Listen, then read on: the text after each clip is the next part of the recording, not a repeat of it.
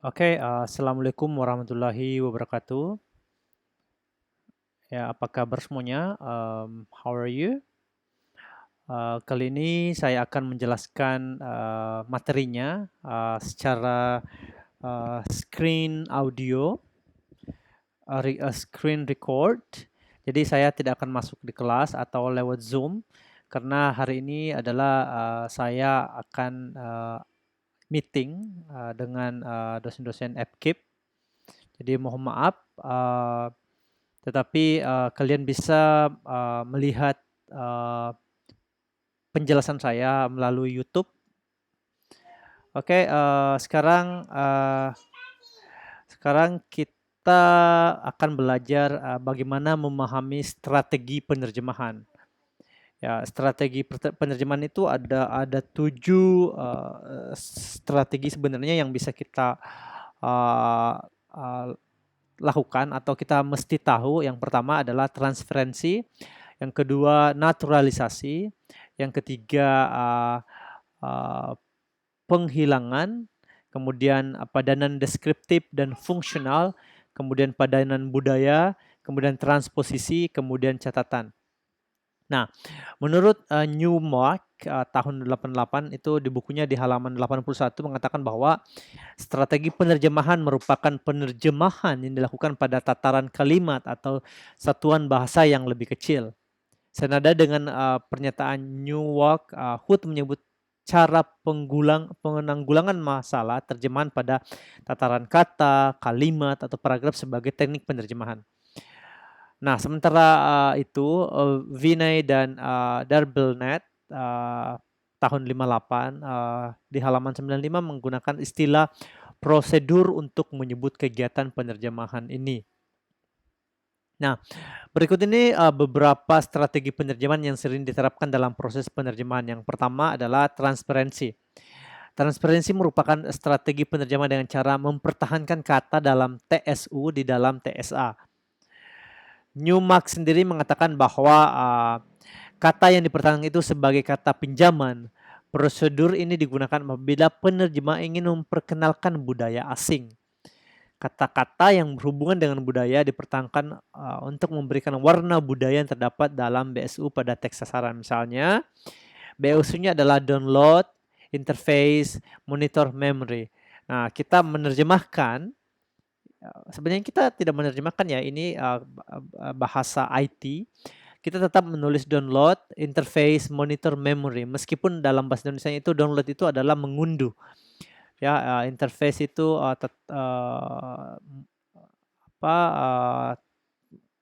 antar muka, kemudian monitor, layar, memori, begitu ya. Meskipun ada bahasa Indonesianya, tetapi sekarang itu tidak lazim lagi, tetap ditulis terjemahannya sama dengan bahasa Inggrisnya.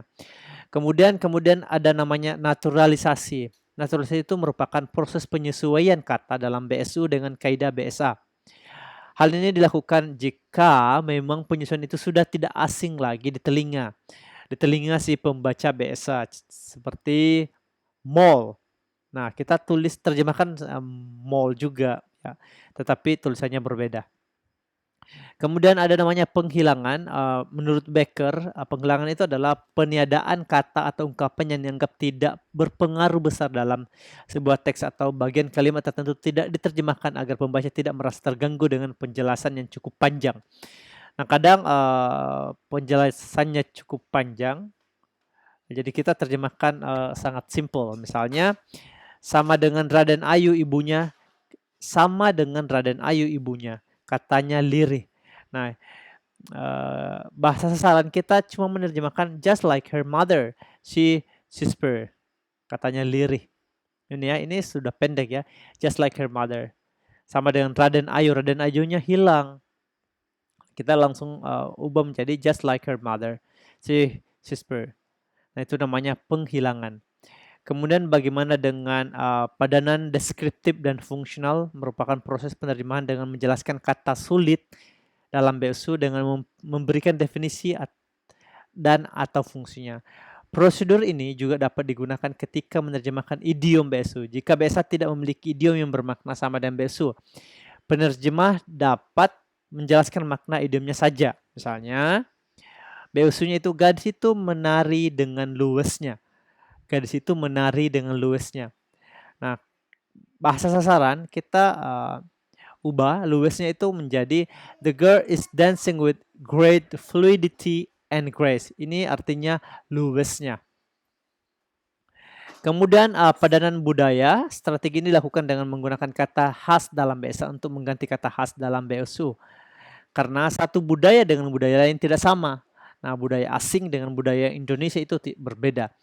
Kemudian kemungkinan besar strategi ini tidak bisa menjaga ketepatan makna. Namun strategi ini bisa membuat kalimat bahasa menjadi enak untuk dibaca. Contohnya, ini bahasa sumbernya, I answer with the terms I always wanted to employ. Son of a bitch. Son of a bitch. Nah, bahasa sasaran aku menjawab dengan istilah yang sejak dulu ingin kugunakan. I always wanted to employ, yang sejak dulu ingin kugunakan. Son of a bitch, si brengsek ya. Ini artinya son of a bitch, si brengsek. Itu namanya padanan budaya. Kemudian transposisi. Strategi ini digunakan untuk menerjemahkan klausa atau kalimat. Penerjemah mengubah struktur asli BSU di dalam kalimat BSA untuk mencapai efek sepadan.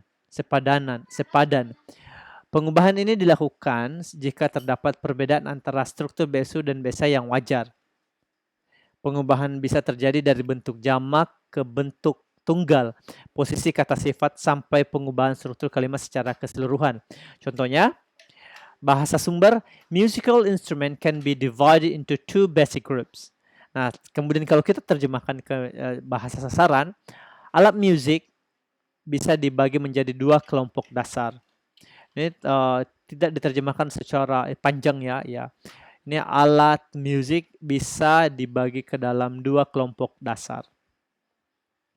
Kemudian catatan. Catatan itu bagaimana? Catatan jika penerjemah merasa perlu mencantumkan informasi tambahan di dalam terjemahan. Nah, kadang kita mencantumkan catatan dalam penerjemahan itu tidak masalah. Catatan dapat diletakkan di dalam teks atau bisa di catatan kaki, bisa akhir bab maupun akhir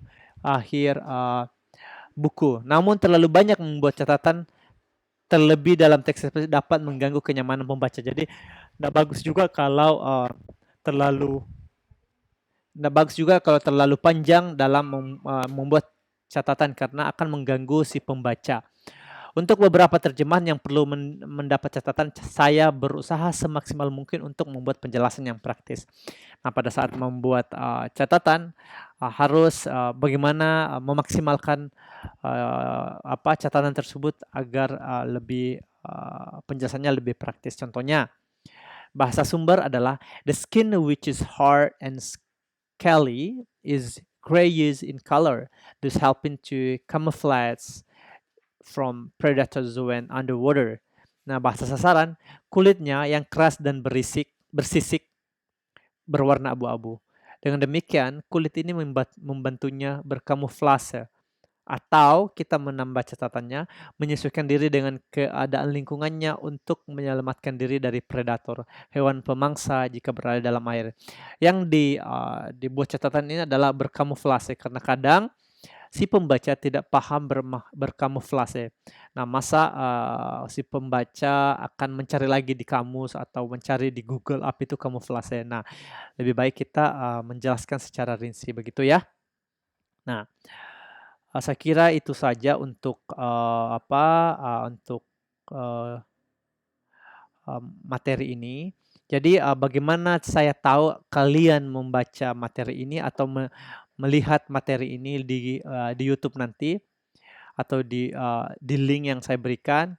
Nah, saya akan memberikan tugas menerjemahkan sedikit seperti terjemahan ini. Tapi nanti ya kalau Anda mengerjakan berarti artinya kalian hadir di pertemuan ini.